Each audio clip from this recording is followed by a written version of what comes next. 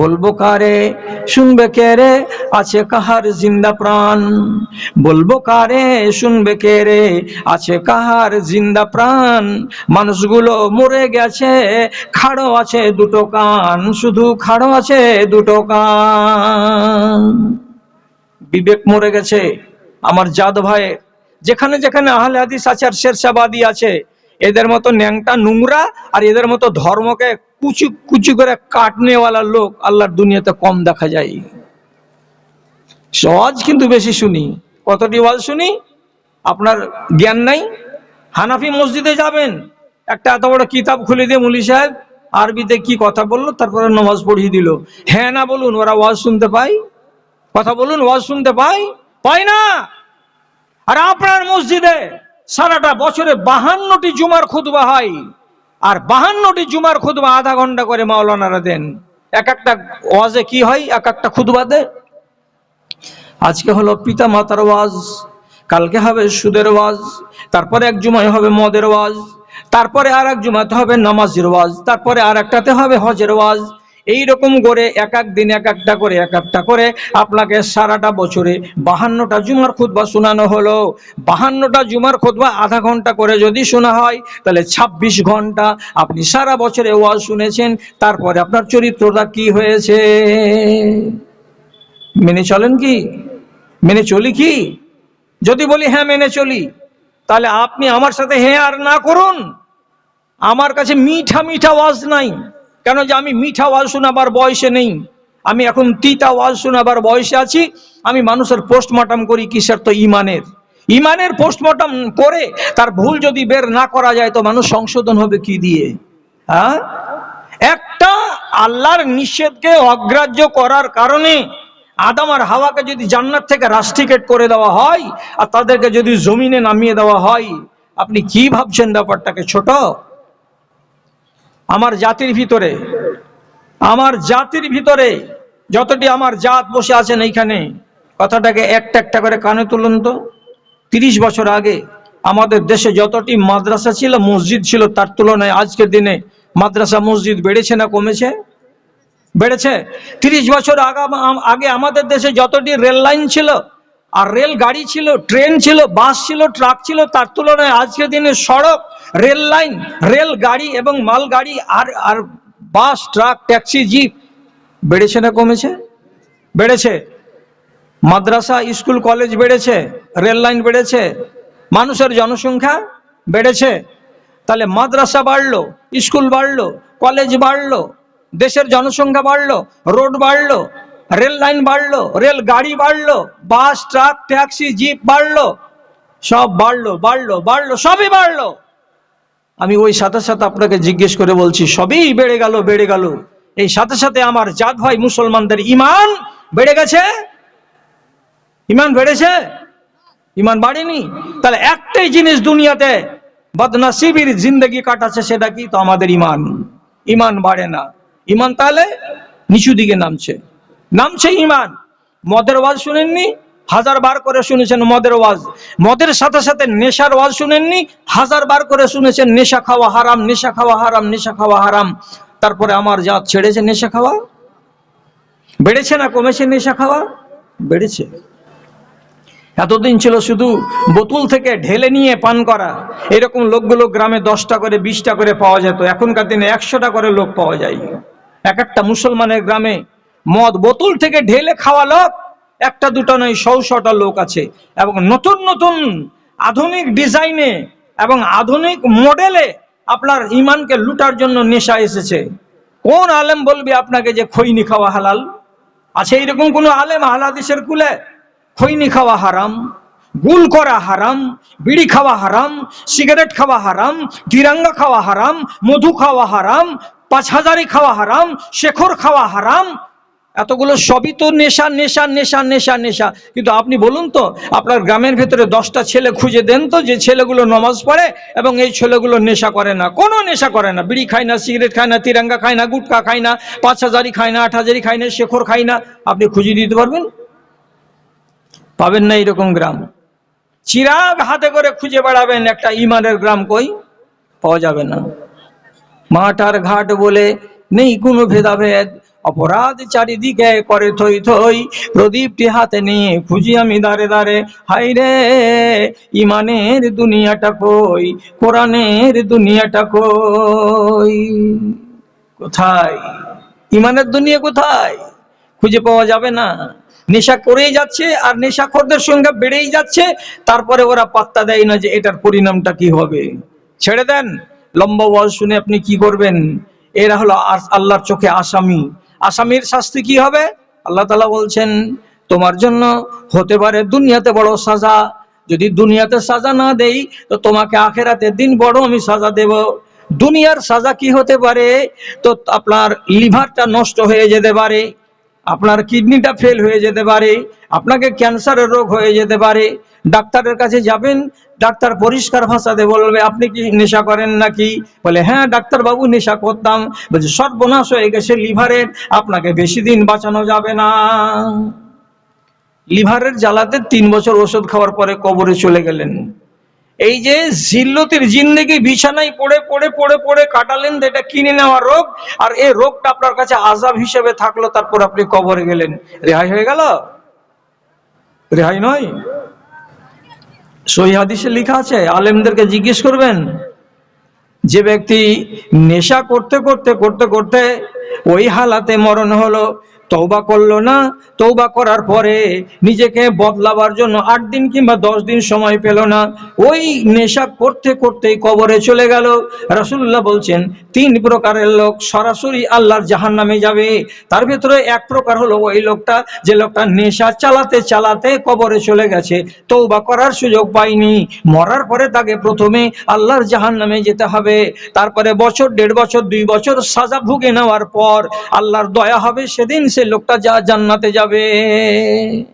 নামাজ রোজা হজ যাকাত যাই থাক না কেন, যদি নেশাখোরি হালাতে মরে যায়, লোকটা প্রথম চান্সে জান্নাতে যাবে না।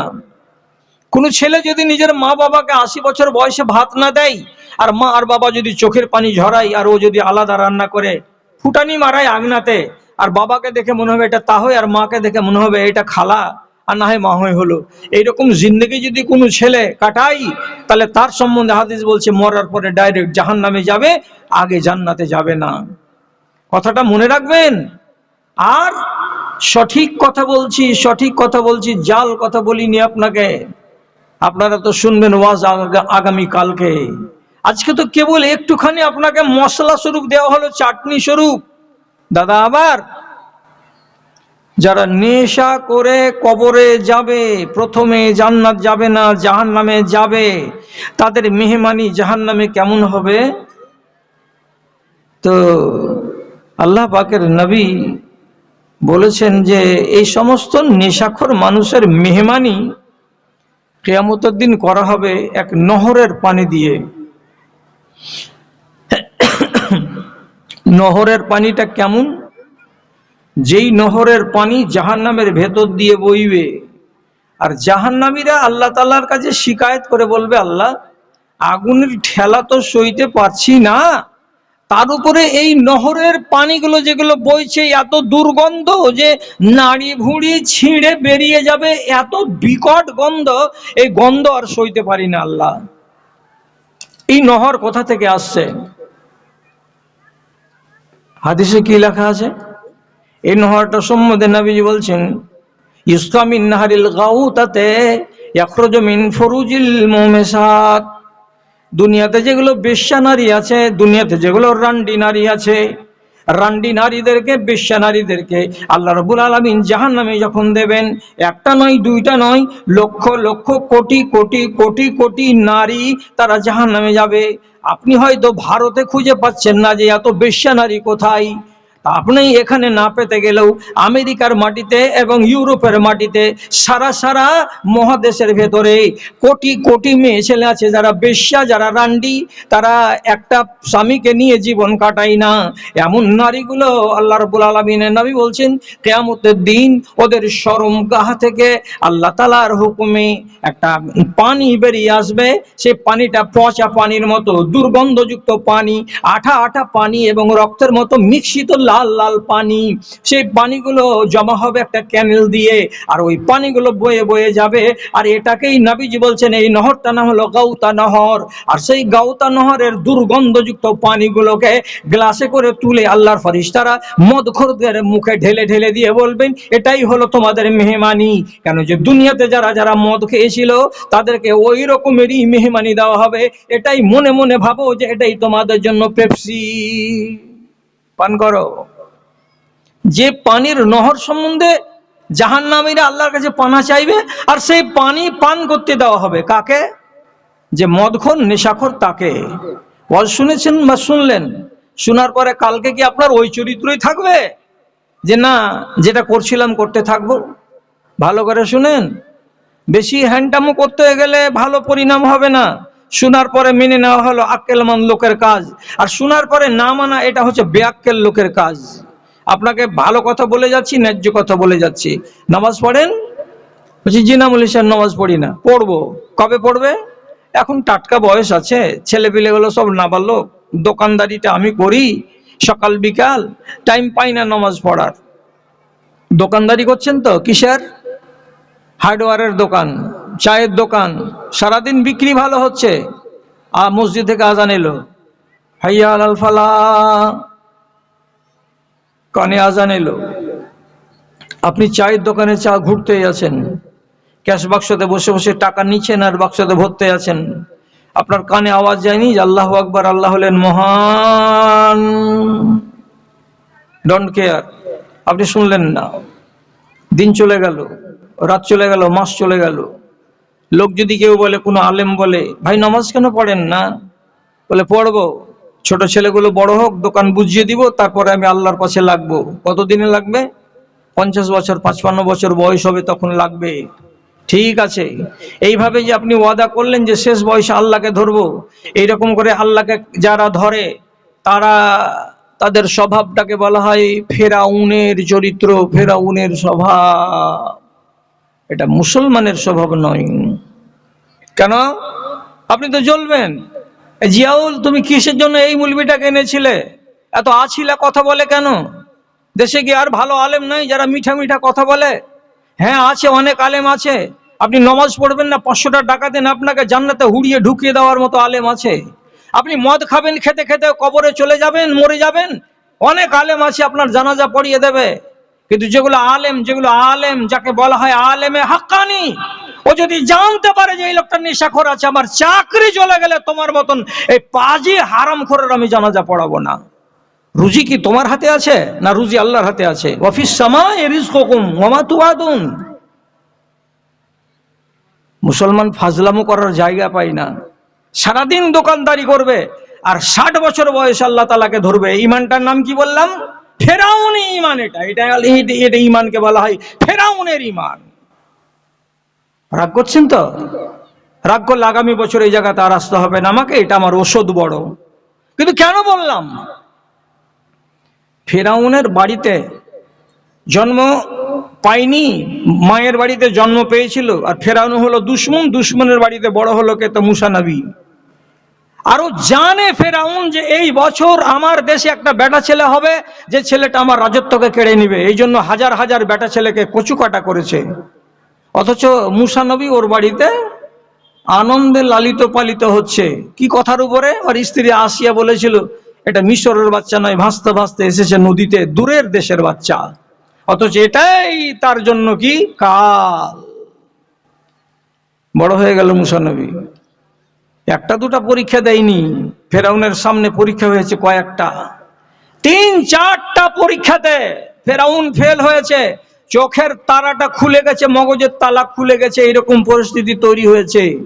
10টা-12টা জাদুঘরের সামনে সাপ ফেলে দিল জাদুঘরেরা। মুসা নবী নিজের লাঠিটাকে ফেললো, এর লাঠি সাপ হয়ে গেল, ওদের সমস্ত সাপকে গিলে ফেললো। তারপরে যতটি জাদুঘর ছিল সবাই মুসা নবীর উপরে ঈমান আনলো। ফেরাউন তখনও চোখ খুলল না। নীল নদী পার হওয়ার কালে নবী মুসা এমনি করে লাঠির বাড়ি মারলেন, নীল নদীতে রাস্তা হলো, এপার থেকে ওপার চলে গেলেন। ফেরাউন পার হওয়ার কালে চলে যাচ্ছে, তো তো তুই তো দেখলি এ রাস্তাটা কে বানিয়েছে? মুসা নবী, নবীর কথাই আল্লাহ রাব্বুল আলামিন রাস্তা বানিয়ে দিয়েছেন। তোমার মতো চেয়ারটা কেন এই রাস্তা দিয়ে যাবে? যখন ওখান দিয়ে যাচ্ছিল আল্লাহ তাআলা হুকুম করলেন, পানি মিলে যাও, মিলে যাও। পানি মিলে গেল, ফেরাউন নমরুদ ওখানে ডুবে গেল তার সৈন্য সামন্ত সমেত। যখন ডুবতে যাচ্ছে, এতদিন আয়ু কেটে গেল, নবী মুসার সঙ্গে কথা হলো বা আলোচনা হলো, দাওয়াতে দিন দিলেন, সবগুলোকে বুড়ো আঙুল দেখে। এই ফেরাউন ছিল ডন্ট কেয়ার মেজাজ নিয়ে। যখন নীল নদীতে ডুবছে, তখন তার মুখ দিয়ে বেরিয়েছিল একটা কথা। এটা আল্লাহ তাআলা কোরআনে আমাদেরকে পড়ার জন্য দিয়ে দিয়েছেন। কি বলছে? আমানতু বিল্লাযী আমানাত বিহি বানু ইসরাঈল। আমি এতদিন নিজেকে খোদা বললাম, আল্লাহ বললাম। আমি মিশরের লোকেদেরকে চিরদিন বলে এসেছি আমি তোমাদের আল্লাহ, আর কোনো আল্লাহ ফাল্লাহ নাই। আর আজকে সেই আল্লাহ আমি ফেরাউন রিজাইন দিয়ে দিলাম, আমি আল্লাহ নই, আমি ডুবে যাচ্ছি এখন। তখন বলছে চিৎকার করে, আমি ওই আল্লাহর উপরে ঈমান আনলাম যেই আল্লাহর উপরে বানু ইসরাঈলেরা ঈমান এনেছে, যেই আল্লাহর উপরে নবী মূসার কথা শুনে তার অনুগামীরা ঈমান এনেছে। তার মানে আসমানে যিনি আছেন সেই আল্লাহর উপরে আমি ঈমান আনলাম। মরার কালে শরবত গিলতে পারবেন তো? ঘড়ঘড়ি উঠে যাওয়ার কালে শরবত খাবেন? ওই শরবতে কাম দিবে না। ফেরাউন যে ওই টাইমে বলছে আমি ঈমান আনলাম, কার উপরে? আসমানের মালিক আল্লাহর উপরে। আল্লাহ রাব্বুল আলামিন বলছেন, তোর মতন জল্লাদ, তোর মতন বেঈমান, তোর মতন লম্পট মরবার কালে আল্লাহ চিনতে এসেছিস, তোর কপালে ঝাঁটা, তোর কপালে জুতা। রব্বুল আলামিন তার মুখে দ্বিতীয়বার আর কথা বের করতে দিলেন না, মরণ হয়ে গেল মাটিতে। তারপর আল্লাহ তাআলা কোরআনে বলছেন, আমি হুকুম করে দিয়েছি দুনিয়ার পোকামাকড়কে, পানিকে এবং ডাঙাকে, সবাইকে বলে দিয়েছি এই ফেরাউনের লাশের একটা বিন্দু পরিমাণে তোমরা খাবে না। পোকামাকড় তোমরা খাবে না, মাটি তুমি খাবে না, আর পানি তুমি খাবে না। যেমনকার ফেরাউন তেমন যেন থেকে যায়। কেন? লিনা জালাকা আয়াতান লিমান খালফাকা, তোমার পরে যত মানুষ দুনিয়াতে আসবে সবাই যেন দেখে এবং জ্ঞান পায়। কি জ্ঞান পায়? এই দেখো হারামখোর জল্লাদ আল্লাহর সঙ্গে বেঈমানি করেছিল, যার কারণে রব্বুল আলামিন তাকে ডুবিয়ে মেরেছে। আর ডুবিয়ে মারার পরে তাকে পোকাকে হারাম করে দিয়েছে তার দেহকে খাওয়া। ওই জন্য আজও মিশরের মিউজিয়াম ঘরে কাঁচের বাক্সের ভেতরে ফেরাউনকে রাখা আছে। তার হাড় হাড্ডি মাংসগুলো শুকিয়ে আমচুরের মতো হয়ে আছে, এখনো সরে পচে যায়নি, পোকাতে খায়নি। যদি আপনার মোবাইলকে বলবেন সকাল বেলায় এখানে বসে বসে কেউ যদি বলে, তাহলে পরে সঙ্গে সঙ্গে আপনার মোবাইলে ফেরাউনের লাশকে দেখতে পাবেন কাঁচের বাক্সে রাখা। বেড়ে গেছিল, বেড়ে যাওয়ার ফলে মরণের কালে আল্লাহর সঙ্গে ঈমান আনার ঘোষণা দিয়েছিল। আল্লাহ তাআলা বলছেন, মরবার কালে আমার কাছে এসে পাত্তা পাওয়া যাবে না। আপনি কি করলেন? আপনাকে এই জন্য রাগের জ্বালাতে বললাম। যে মানুষ তার আসল সময়টাকে কাটিয়ে দিল আর দিয়ে বলছে বয়স তখন বলি সাহেব আল্লাহ তাআলাকে খুব ভালো করে ধরবো, এটা হলো ফাঁকিবাজি ঈমান। হঠাৎ করে যদি কোনো মানুষকে বড় রোগ লেগে যায়, ডাক্তারের রিপোর্ট করে যে তোমার কিডনি ফেল, তুমি আর 3 মাস বাঁচবা। তা এইরকম একটা সান্ডা, একটা পান্ডা, একটা গুন্ডা, এইরকম একটা মারাত্মক লোক যে ইসলামকে অবজ্ঞা করে চলেছে, সেই মানুষটা কলকাতার রিপোর্ট পাওয়ার পরে দেখবেন বাড়ি এসে নমাজির বেটা নমাজি হয়ে গেছে, মসজিদে হাজিরি দিচ্ছে যতক্ষণ চলতে পারছে। যখন চলতে পারে না তারপরে বাড়িতে শুয়ে আছে, আর বালিশের তলাতে একটা শুকনো মাটি ঢেলা নিয়ে আছে। মসজিদে আজান পড়ছে আর আজানে জব দিচ্ছে ঘরে পড়ে পড়ে। তারপরে তায়াম্মুম করে নিয়ে মসজিদে জামাত হচ্ছে, আর ঘরের ভেতরে ওর বালিশে মাথা দিয়ে ওর নিজের জামাত শুরু হয়ে গেল। আল্লাহু আকবার। এক ওয়াক্তের নামাজ ছাড়ে না। এতদিন কি হয়েছিল?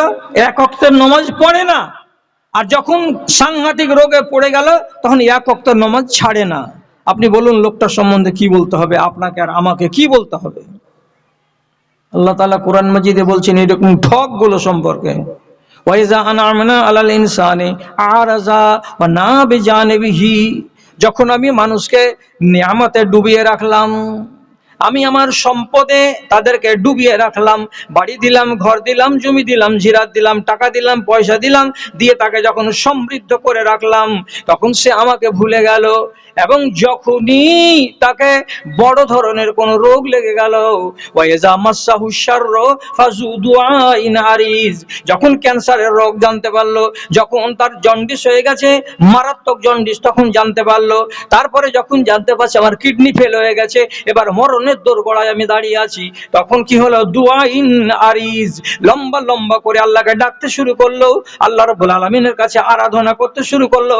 মালিক তুমি আমাকে মাফ দাও, মালিক তুমি আমাকে ক্ষমা করো, আমার উপরে দয়া করো, রহম করো। সুখের দিনে তোমাকে পাওয়া গেল না, আর দুঃখে যখন পড়েছো তখন তুমি আল্লাহর কাছে লম্বা লম্বা ডাক লাগিয়েছো। কি বলা যাবে আপনাকে? আমি জোর করে বলতে পারবো না যে আল্লাহ তাআলা উল্টিয়ে ফেলে দেবেন এই দোয়াগুলো, আরাধনাগুলো, তা আমি জানি না। কিন্তু আপনার ঠকবাজিটা তো আল্লাহ তাআলার কাছে ধরা পড়লো। সুখের কালে তুমি আমাকে ভুলেছিলে, আর দুঃখের কালে তুমি আমাকে আঁকড়ে ধরতে এসেছো। তুমি কেমন বান্দা হে? ভালো করে শুনেন কথা। যদি কথা কোনোটাই উল্টা লাগে, তাহলে আপনার এলাকাতে যেটা আলেম আপনার বিশ্বস্ত তাকে জিজ্ঞেস করবেন। উনি যদি আমার কথার সঙ্গে দ্বিমত করে দেন তো ফোন করবেন আমাকে, আমি আপনার কাছে মাপ চেয়ে নিব যে বাবজি আমি ভুল বলে চলে এসেছি। আর যদি উনি সাপোর্ট করে দেন তাহলে পরে তো আলহামদুলিল্লাহ। আপনি নামাজ পড়ছেন না, তাই তো? কবে পড়বেন? ওই যে 50 বছর বয়সে। কথাটা খেয়াল রাখেন। মসজিদের আজান শুনতে পাচ্ছেন কানে, আর তারপরে যদি মসজিদে আপনি না আসেন, হাল চাষ চলতে আছে, ভুট্টা লাগাতে আছে, ভুট্টা ক্রেশার মেশিনে ঝাড়তে আছেন, গম কাটতেই আছেন, দোকানে বসে বসে দোকানদারি করতেই আছেন, যদি নিয়তটা নেক থাকে আর আল্লাহর ডাকে টাইম মতন হাজিরি দেন, তা আপনি যদি আপনার জমিনে বিছন ছিটান, এটা সাদকা। নিয়তটা কি আছে? বিছানটা ছিটিয়ে দিলেন, আপনার নিয়ত আছে কি ফসলটা ফলবে, আমি এর ওসর বের করব, 1 নম্বর ভালো নিয়ত। 2 নম্বর, এই ফসলটা আমার বাড়ি যাবে, আমার বাল বাচ্চারা খাবে, সুখে শান্তিতে বাস করবে, আল্লাহকে ডাকবে, 2 নম্বর নিয়ামত।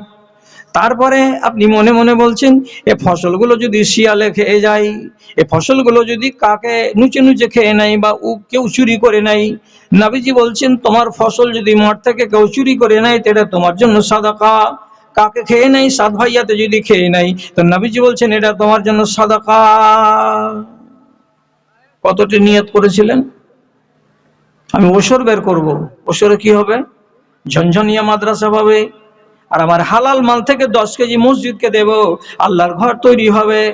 ওই মাল থেকে আমি 5 কেজি ইয়েতিমখানায় দেব, ওখানে 2-4টা ইয়েতিম ছেলে লেখাপড়া করে। তাহলে এই নেক নিয়ত নিয়ে যদি আপনি হাল চালান, কিংবা যদি জমিতে নিড়ানি লাগান, কিংবা যদি ফসল কাটেন, তাহলে এটা আল্লাহ রাব্বুল আলামিনের কাছে বড্ডই খুশিকর কথা।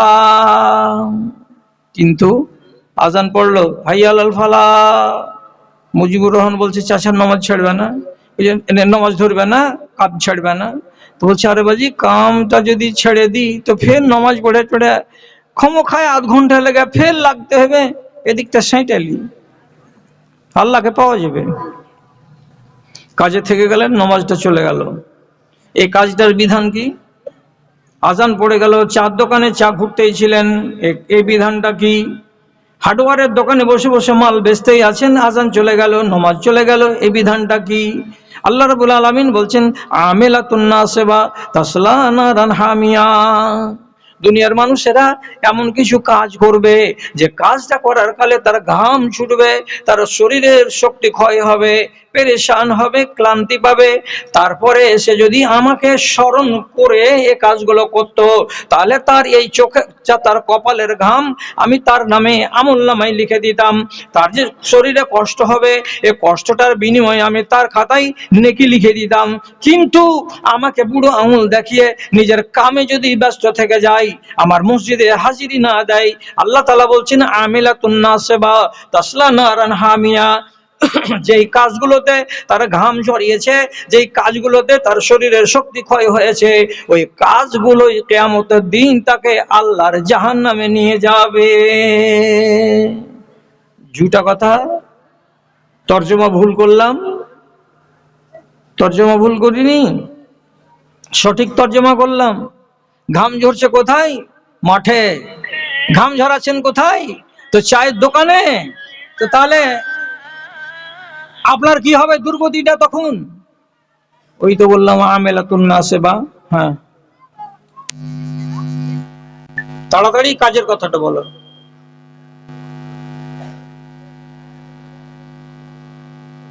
গাড়ি কটায় ছাড়বে? ঠিক আছে, আমি এক্ষুনি কথা বলছি। তাহলে এটা কি হলো? এই আমল আপনাকে নিয়ে গেল জাহান্নামে।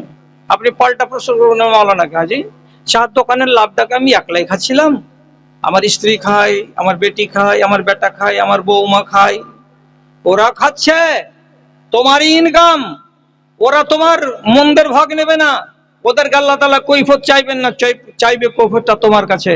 এতখানি মোটা হয়ে বসেছিল গদিতে আর ক্যাশ বাক্সকে উঠাচ্ছিল আর পয়সাগুলো ঢুকাচ্ছিল বাক্সের ভেতরে। আমেলাতুন নাসিবা, শক্তি খরচ করা, কপালের ঘাম ঝরা আমল করছিলে, এই আমল তোমাকে জাহান্নামে নিয়ে যাবে। মিনার হতে ভাসিছে আজান, হাইয়া আলাল ফালা, লাঙল ফেলিয়া মসজিদে চলো, ভুলবে মনের জ্বালা রে, ভুলবে মনের জ্বালা। আবার বোনের হিসেব করো কষে, পায়েতে লাগাও রসা, হায়রে মানুষের মিটিল না আশা, মানুষের মিটিল না আশা। আল্লাহকে চিনতে শিখুন। আমি লম্বা ওয়াজ করবো না, ছোট করে বলছি, একটা কথা শুনুন। যারা নমাজ ছেড়ে ছেড়ে রেখেছেন, আলেমে দ্বীন আছেন সভাপতি, তাদের সামনে হাদিস পড়ছি, পড়ে শোনাচ্ছি। আমার আল্লাহ হবে আব্দিন মিন ইবাদিহি আন ইউজলাদা ফি কবরিহি মিয়াত জালদা। আল্লাহ তাআলা বনি ইসরাইলদের কোন একজন আবেদ সম্পর্কে হুকুম দিলেন, লোকটাকে দাফন করার পর যে ফেরেশতারা এর কবরে 100টা কোড়া লাগাও, 100 ডান্ঠা মারো এই আবেদের কবরে, 100টা কোড়া। যখন ফেরেশতারা এই মোটা মোটা রেলা হাতে করে মরা মানুষটাকে মারবার জন্য প্রস্তুতি গ্রহণ করছে, তখন আবেদ বলছে, মারবা নাকি? যে হ্যাঁ। কেন বাবা? ওই আল্লাহ বলেছেন 100 কোড়া মারতে। না বাবা, না না না না, মারিও না, আমি নামাজ পড়ার লোক ছিলাম, আমি দিনদার লোক ছিলাম, মারিও না। যখন আকুলি বিকুলি করলে তখন 10টাকে মাপ, 90 থাকলো। এবার মারতে যাচ্ছে, তখন বলছে মারিও না মারিও না মারিও না, আমি তো রোজাদার মানুষ ছিলাম। আবার 10 মাপ। আবার বলা হচ্ছে মারবো এবার তোমাকে 80, বলে মারিও না মারিও না, আমি তো সাদকা দান খায়রাত করার লোক ছিলাম, আমাকে মারবে কেন? আবার 10 মাপ। করতে করতে করতে করতে 100 কোড়ার ভেতরে 99 কোড়া মাপ, বাঁচলো একটা কোড়া। একটা কোড়া তোমাকে আর রেহাই দেওয়া হবে না, মারবোই মারবো। মারবো বলে যখন তৈরি ফেরেশতারা কি করবে? কবরের লাশ, ওর গায়ের উপরে একটা কোড়া পড়বে। আমার হাতের কোড়া কতটা লাগবে আর ফেরেশতার হাতের কোড়াতে কতটা লাগবে অনুমান করুন।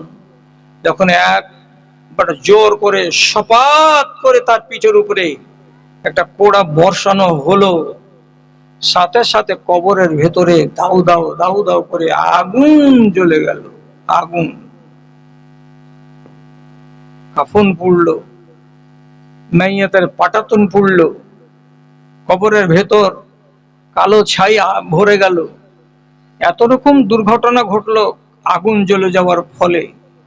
যখন আগুন ঠান্ডা হলো, তখন এই আবেদ মিঠা ভাষাতে ঠান্ডা মাথায় বলছে, লিমা জাল্লাতুনি, তোমরা আমাকে মারলে কেন? একটাই কোড়া হোক, এত কঠিন কোড়া, যেই কোড়া খাওয়ার পরে কবরে আগুন জ্বলে গেল দাও দাও করে, মারলে কেন? আমার অপরাধটা কি ছিল? তখন আল্লাহর ফেরেশতারা কারণ দর্শিয়ে দিয়ে বলছে, কেন মারলাম শুনবে? মারলাম এই জন্য, ইন্নাকা সাল্লাইতা সালাতান বিগাইরি তাহুরিন, তোমার ভেতরে দুটো দোষ পেয়েছি জীবনে।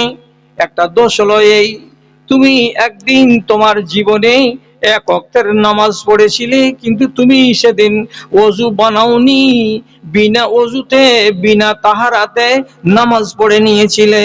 তো বিনা ওযুতে নামাজ পড়েছো আর তুমি মনে মনে ভাবছো যে আমি নামাজ পড়েছি ঠিকঠাক করে। আল্লাহ তাআলা এটা ধরে নিয়েছেন বিনা ওযুতে নামাজ হয় না, এই নামাজটা তোমার বরবাদ হয়েছে। যার কারণে তোমাকে 100 কোড়া মারার কথা হয়েছিল, মাপ দিয়ে 99 বাদ করার পর একটাই কোড়া তোমাকে মারা হলো। তুমি কিসের জন্য এই কাজটা করেছিলে? হাদিস থেকে কি বোঝা যাচ্ছে? লোকটা বেনামাজ ছিল কি না? লোকটা নামাজি ছিল, কিন্তু একদিন কি হয়েছিল? বিনা ওযুতে 1 ওয়াক্তের নামাজ পড়ে নিয়েছে। তার সাজা কি হলো? কবরে 100 কোড়া থেকে মকুফ হয়ে 1 কোড়া লাগলো, আগুন জ্বলে গেল দেহে আর কবরে। এবার আপনাকে শুধু একটু ভাবতে বলছি। কি ভাবতে বলছি? ওর যদি জীবনে কখনো নামাজ না ছুটে থাকে, কেবল একদিন বিনা ওযুতেই নামাজ পড়ার কারণে তার উপরে একটা এত বড় কোড়া বর্ষে যায়, তো আপনি তো সমূলেই নামাজ পড়লেন না, তাহলে আপনার কবরে কতটি কোড়া বর্ষানো হবে অঙ্কটা দয়া করে আগামীকালকে আপনার নিজের পোতাপতিনের কলম নিয়ে খাতা নিয়ে নিজেরা ক্যালকুলেটরটা টিপে হিসাব করে নেবেন। এই দেখো আমার এতটি কোড়া কপালে লেখা আছে। নামাজ পড়ছেন না আর নিজেকে বলছেন মুসলমান। এইভাবে মুসলমান হয়? নিজের ঈমানটাকে একবার হিলিয়ে ডুলিয়ে দেখবেন না যে ঈমানটা ঠিক আছে না নাই। হাজারটা নারী আছে এই জামানায় যে নারীরা পর্দা করে না। কথা আপনাকে বলছি না, কথাটা আপনাকে শুনতে বলছি। বলছি মায়ের জাতকে, কোন একজন নারী নামাজ পড়ে, রোজা করে, হজ করে, যাকাত দেয়, সত্য কথা বলে, হালাল রুজি খায়, সব ঠিক আছে, সব ঠিক আছে, কিন্তু কোন ওই নারী যদি পর্দা নাশিন না হয়, যদি পর্দা করতে না পারে, পর্দা যদি না করে মরে, তাহলে তাকে লিখে নিতে হবে, লিখে নিতে হবে, লিখে নিতে হবে। তার নামাজ তাকে বাঁচাতে পারবে না, তার রোজা তাকে বাঁচাতে পারবে না, তার আমল তাকে বাঁচাতে পারবে না। কথা মনে থাকবে? এই গ্রামের কতটি নারী আড়ালে আছেন দেখতে পাই না, কিন্তু যদি থেকে থাকেন তো কথা মনে থাকবে। যদি পর্দা না থাকে, নামাজ রোজা হজ যাকাত কোনো কাজ দেবে না। বেপর্দা নারী আল্লাহর জান্নাতে যাবে না প্রথম চান্সে। সাজা কাটার পর 200, 100, 50, 3, 4, 5, 7, 10 বছর গত করার পর তাকে আল্লাহ তাআলা দয়া করে জান্নাত দেবেন। আর বেপর্দা নারী মরে যেতে গেলে তাকে প্রথম চান্সে যেতে হবে আল্লাহর জাহান্নামে। আমি কি করব? আমার কি বাড়িতে মা নেই? আমার কি বাড়িতে বেটি নেই? আমার কি বাড়িতে স্ত্রী নেই? আমার তো বাড়িতে বৌমাও আছে। আমি তো ওদের সম্মান করি, ওদের মর্যাদা রক্ষা করি, কিন্তু আমার জাত যদি কথাকে না মেনে অমান্য করে, যদি তারা কি করে নিজের তকদিরে আগুন জ্বালাই, তাহলে আমার এই বোনের হাত ধরে আমাকে টেনে তুলতেই হবে আগুন থেকে, আমাকে বাঁচাতেই হবে ওই মহিলাকে আগুন থেকে, যে না আগুনে ঝাঁপ দিতে যেও না। রাসূলুল্লাহ স্পষ্ট বলেছেন, হাদিসে লেখা আছে, নিসাউন কাসিয়াতুন আরিয়াতুন মুমিলাতুন মাইলাতুন রুসুহুন্না কাসনামাতিল বুখতিল মাইলাতে লা ইয়াজিদুনা রিহাহা ওয়া ইন্না রিহা লাতুজাদু মিন মাসিরাতি কাযা ওয়া কাযা। যে নারীরা পোশাক পরে আছে কিন্তু আসলে পোশাক পরে নাই, পোশাক পরে আছে কিন্তু পোশাক পরে নাই। কেমন মানে? এত পাতল পোশাক পরে আছে যে তার শরীর দেখা যায়, এত টাইট কাপড় পরে আছে যে তার শরীরের চড়াই এবং উতরাই গুলো পরিষ্কার বোঝা যায়। নারী জাতির গঠনটা আমাদের মতো নয়, পুরুষের মতো নয়। তার শরীরে রব্বুল আলামিন চড়াই এবং উতরাই বেশি করে করেছেন পুরুষদের চাইতে। অতএব কোন একটা নারী যদি কষা কাপড় পরিধান করে, তাহলে ওই নারীকে দেখতে বিশ্রী এলাকায় বিশ্রী দেখায়। এই জন্য নবীজি বলছেন, সে যদি অধিক পাতলা কাপড় পরে যে তার শরীর দেখা যায়, কিংবা এত টাইট কাপড় পরে যে তার টাইট কাপড় দিয়ে তার শরীরের অবয়ব বুঝতে পারা যায়, তাহলে এই নারী সম্বন্ধে নবীজি বলছেন জান্নাত তো যাবেই না, যাবেই না, যাবেই না, বরং রাসূলুল্লাহ বলছেন 40 বছরের দূরত্ব থেকে আল্লাহর জান্নাতের ঘ্রাণ পাওয়া যাবে, সেন্ট পাওয়া যাবে। ওই নারীকে 40 বছরের দূরত্ব থেকে জান্নাতের ঘ্রাণটা তার নাকে পৌঁছাবারও ব্যবস্থা করা হবে না। তুমি একটা জাহান্নামী নারী, তুমি জাহান্নামে যাও। নামাজ, রোজা, হজ, যাকাত দিয়ে আপনি আটকাতে পারবেন না। আর আপনার তো পর্দা নেই পুরুষের, আপনার কাছে যদি নামাজ নাই, বাকি সবই আছে। হজ করেছেন 2 বার, টাকাও দিচ্ছেন মাদ্রাসা মসজিদে, গরিবকে খেতেও দিচ্ছেন, সবই আমল আছে আপনার কাছে, কিন্তু নামাজটা নাই। তো নামাজ যদি না থাকে, আল্লাহর কসম খেয়ে বলছি, কিয়ামতের দিনে 14 পাশারির বস্তাগুলো যদি 20টা থাকে, গরিবকে কাপড় পরিয়ে দেওয়া আর খেতে দেওয়ার, সাদকা দেওয়ার নেকি যদি থাকে, রোজা করার নেকি যদি 15টা বস্তা থাকে, রব্বুল আলামিন বলবেন গড়া সবকে উল্টিয়ে ফেলে দে খালে, এগুলোর কোনো দাম নেই আমার নজরে। দাম আছে কিসের? যদি আগে আপনার পাল্লাতে চাপবে নমাজ আছে তো সবগুলো ঠিক, নমাজ নাই তো আপনার আমলের কোনো দাম নাই আল্লাহ রাব্বুল আলামিনের কাছে। ঝুটা কথা? আপনি বলবেন ঝুটা কথা এটা? সহিহ হাদিস, ইজা সালাহাতিল আমালু কুল্লু ওয়া ইজা ফাসাদাতিল আমালু কুল্লু।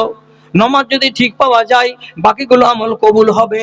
আর নামাজ যদি ঠিক না পাওয়া যায়, তাহলে কোনো আমলগুলোকে রব্বুল আলামিন পাল্লায় তুলবেন না। কিয়ামতের দিন যখন আজ পাল্লা খাড়ো হবে, আর যখন পাল্লাতে চাপানো হবে নেকিগুলোকে, বর্তমান জমানার মানুষের দিকে দেখে বলছি, রাগ করিয়েন না আর আমাকে গালমন্দ করিয়েন না। 1 মিনিটের জন্য ধরে নেন এই যুগের মানুষগুলোর আমলকে আল্লাহ তাআলা পাল্লাতে চাপাচ্ছেন। তো চাপাতে গিয়ে কি দেখা যাবে? 14 পাশারির বস্তাগুলো 20, 30, 40, 50টা পাওয়া গেল। কিসের? এটা রোজার, এটা কিসের?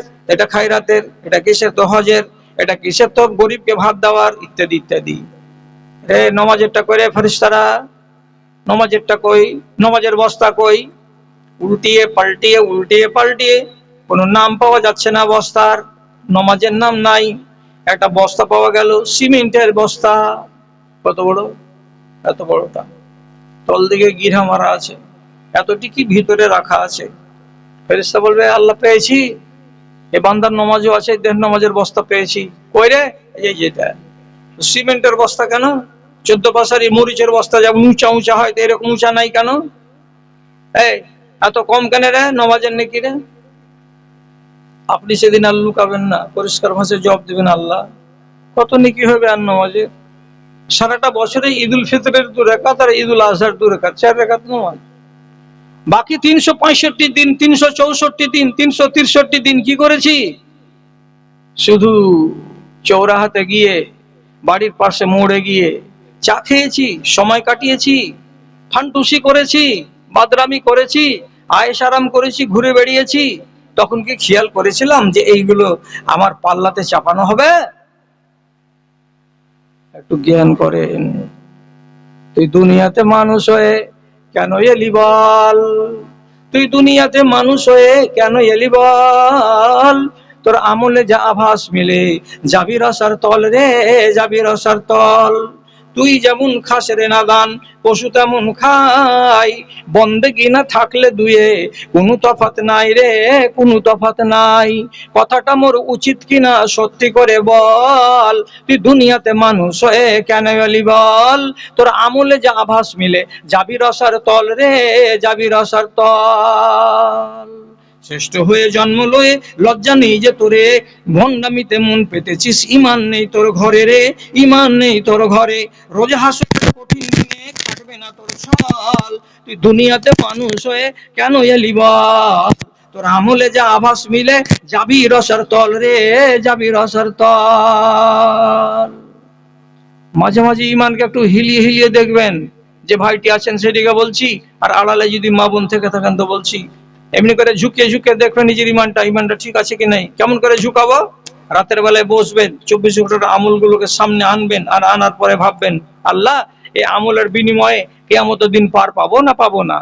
একবার ভাববেন কত মৃত্যু হয়ে গেল সারা দিনের ভিতরে, একবার মূল্যায়ন করবেন কতটি ভালো কাজ করলেন 24 ঘন্টার ভেতরে, একবার মূল্যায়ন করবেন যদি আপনার দ্বারাই কোনো বড় ভুল হয়ে থাকে তো সে ভুলটাকে সংশোধন করার জন্য কিছু ভেবেছেন না ভাবেননি? এ ব্যাপারে একটু নিজের মনের ভেতরে খেয়াল তৈরি করবেন, তাহলে ইমানকে এমনি করে হিলিয়ে ডুলিয়ে দেখা হবে। লম্বা নয়, ওয়াজ শেষ করছি 3 মিনিটের ভেতরে। আপনি আর উঠিয়েন না, একসাথে উঠে চলে যাব, উঠিয়েন না। কি কথা বলছি? সাহাবায়ে কেরামের দ্বারা যদি একটা কোনো কাজ হয়ে যেত সন্দেহমূলক, বা যদি ও ধরে নিত যে কাজটা আমার দ্বারাই ঠিকঠাক হয়নি, স্থির থাকতেন না। কি করে এখান থেকে মুক্তি লাভ করব তার জন্য পেরেশান হয়ে যেতেন। মাওলানার কাছে যান, সদর সাহেবের কাছে যান, আলেমের কাছে যান, তারা নবীর কাছে যেতেন। একটা মিশাল দিই, একটা কি মিশাল? এক সাহাবী বেলা 10টার সময় রাসূলুল্লাহকে এসে বলছেন, রাসূল, আমার দ্বারা একটা ভুল হয়ে গেছে, কি করব আমি ভেবে পাই না। কি হয়েছে ভুল? তো বলছে, আমি আমার 15 বছর বয়সের একটা কাজের মেয়েকে ছাগল চড়াতে পাঠিয়েছিলাম ওহদের প্রান্তরে। মেয়েটি ছাগল চড়াচ্ছিল, ছাগল চড়াতে গিয়ে একটা বাঘ ছাগলগুলোর একটাকে নিয়ে চলে গেছে। আমি যখন গুনতে লাগলাম, আরে 32টা ছাগল হওয়ার কথা, তো 31টা কেন? তো মহিলা আমাকে জবাব দিয়ে বলছে, একটা নেকড়ে বাঘ এসে একটা ছাগলগুলোকে নিয়ে পালিয়ে গেছে। আমি তখন সহ্য করতে পারলাম না, কথাটা আমাকে ভালো লাগলো না। সাক্কাতুহা সাক্কাতান, আমি সাথে সাথে এই 14 বছর বয়সের ওই কম বয়সী নারীটা, যেটা আমার বান্দি, যেটা আমার কাজের মেয়ে, যেটা আমার চাকরানি কৃত দাসী, তার গালের উপর একটা চড় কষে দিলাম। আমি বড় মানুষ, চড় মারলাম একটা কম বয়সী মেয়ের গালে। চড়টা যে বসলো তো এত জোরে যে কানপট্টি যেমন বিষিয়ে যায়, তেমনি মহিলার কানপট্টি বিষিয়ে গেল, ঝিম ধরা হয়ে গেল, মন মরা হয়ে গেল। সারাটা রাত সারাটা বেলা আজ চলে গেল, ওর মুখে হাসি নেই। রাসূল বলছেন, তুমি মেরেছ? জি, আমি মেরেছি। কতদূর ভুল হয়েছে আমার আল্লাহ পাকের রাসূল? যে মেয়েটা কই? বলছে, আমি আনিনি ওকে, যাও ওকে নিয়ে এসো বাড়ি থেকে। তক্ষুনি বাড়ি গেল, বাড়ি থেকে মেয়েটাকে সাথে করে আবার এখানে হাজির হলো। মেয়েটা খাড়ো হয়ে আছে, তো একদম ঝিম ধরা হয়ে, শোক পড়া হয়ে, মন মরা হয়ে। রাসূলুল্লাহ মেয়েটিকে বলছেন, এ বাবা, এবার আমার দিকে তাকাও, আমার কথাটা শুনো তো ধন, এদিকে তাকাও। মেয়েটি চোখটা তুললো, রাসূলুল্লাহকে জিজ্ঞেস করে বলছেন, আইন আল্লাহ? এই মেয়ে বলো তো, আল্লাহ কোথায়? আল্লাহ কোথায় আছেন, কোন জায়গাতে আছেন বলো তো?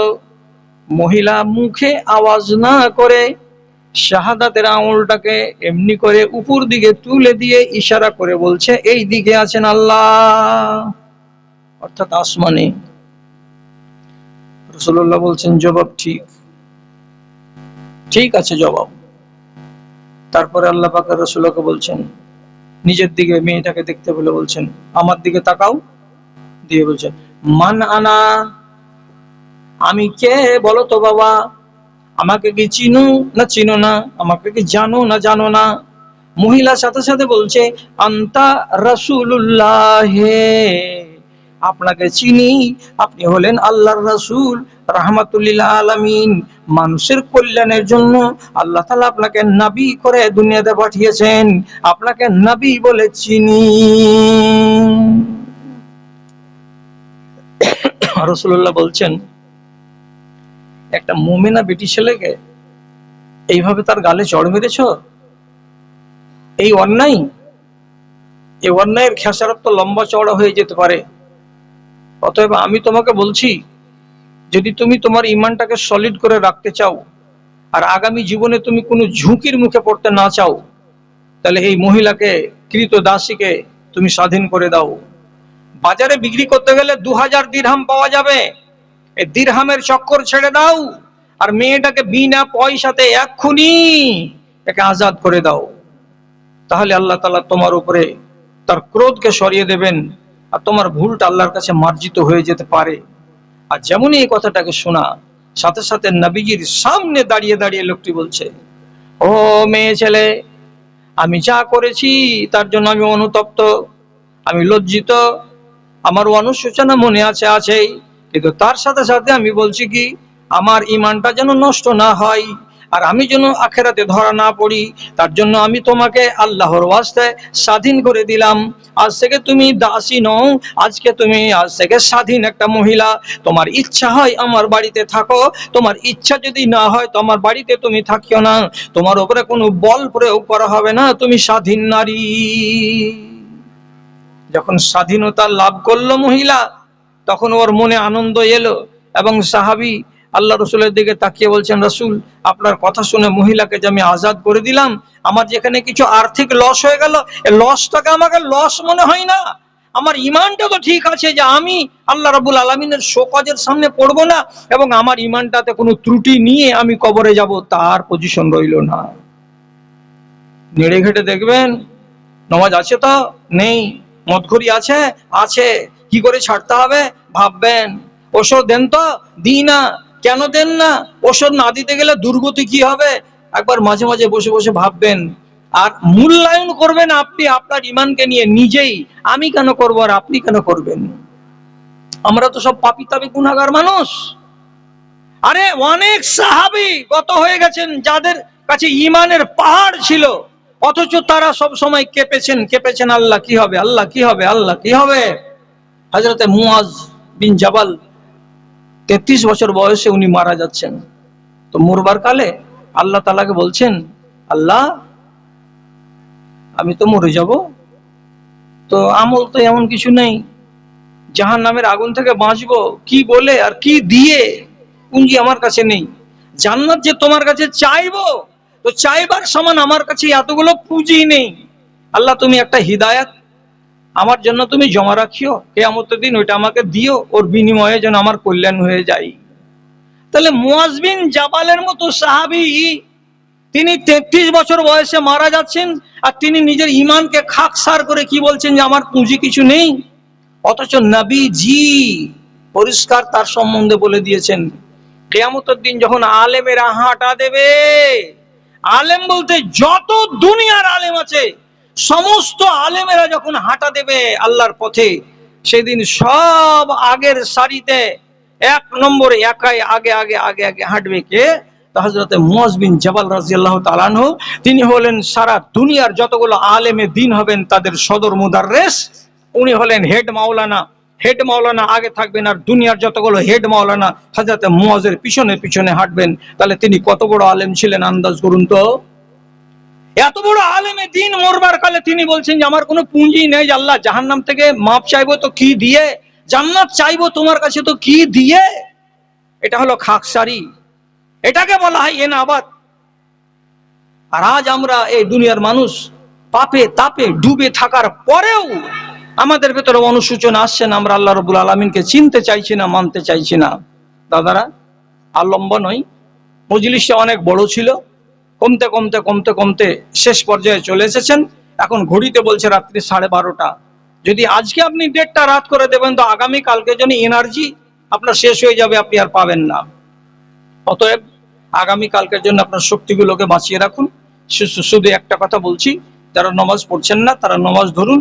বিগত দিনে যতগুলো নামাজ ছুটে গেছে তার কাজা হবে না, আপনি সুন্নাত নামাজকে বাড়িয়ে দেন। যত পারেন 2 রাকাত 4 রাকাত 2 রাকাত 4 রাকাত করে সুন্নাত নামাজ পড়ান। এটা দিয়ে আপনার যেগুলো ছুটে গেছে এগুলো মেকআপ নিতে পারে। রমজান মাস আসছে, কদিন পরে রমজানে একটা ইবাদত বাড়িয়ে দেন, নামাজটাকে বাড়িয়ে দেন। খালি নফল নফল নফল নফল 2 রাকাত 4 রাকাত 6 রাকাত 8 রাকাত 10 রাকাত, জোহরের পরে আগে 2-4 রাকাত, আসরের আগে 2-1 রাকাত, মাগরিবের আগে পরে 2-4 রাকাত, এশারের আগে পরে 2-4 রাকাত নফল নামাজ বাড়িয়ে দেন। নফল নামাজগুলোকে বাড়াবেন তো ইনশাআল্লাহ ফরজ ছুটে যাওয়াগুলো আপনার খেসারত হয়ে যেতে পারে। সহি হাদিসে আছে, ফানজুর ইলা তাতাওয়ুই আবদি, এর যদি ফরজ নামাজের ঘাটতি পড়ে তার নফল নামাজ দেখো, নফল নামাজ যদি বেশি থাকে তো পুষিয়ে দেওয়া যাবে, এটা সহি হাদিস থেকে প্রমাণিত। দাদারা আমার, ভাইরা আমার, ইমানদারি ঠিক রাখুন আর নমাজটাকে ঠিক রাখুন। নমাজটাকে নষ্ট করতে দেবেন না, নষ্ট হতে দেবেন না। আল্লাহ তাআলা আপনাদের সুমতি দান করে এবং আপনারা কথাগুলোর প্রতি সুবিচার করবেন, এটা আমার আশা। তবে জোর গলাতে বলে যাচ্ছি, দাদারা, ভাইয়েরা, বড় ভাইয়েরা আমার, আপনারা আমাকে মাফ করবেন। আমি এই দিনটা রেখেছিলাম বিশ্রামের জন্য। কি রে বাবা? বিশ্রামের। কিন্তু জিয়াউল হকের সাথে আমার একটা পরিচয় আছে। তো বন্ধু মানুষ জোর করে বললো, তোর বিশ্রামের গোষ্ঠীকে বেশি, আমার বাড়িতে বিশ্রাম করো। যা বলবা এখানে আধ ঘন্টা 1 ঘন্টা তোমাকে বলতেই হবে। আমি বিশ্রামের দিনে এসেছি কেন, যে আমার এক টানা 13 দিন প্রোগ্রাম আছে, 13 দিন। এদিকে 3 হলো, আজকে 4 হয়ে গেল, আর বাকি এদিকে 10 তারিখ পর্যন্ত চলতে হবে। 11 দিন আপনি ভাত খাবেন সাহারি, আমিও খাবো। তো কতটা বলতে যাচ্ছে? 12:30। তার মানে একটু কম আর বেশি 1.5 ঘন্টা বলা হয়ে গেল।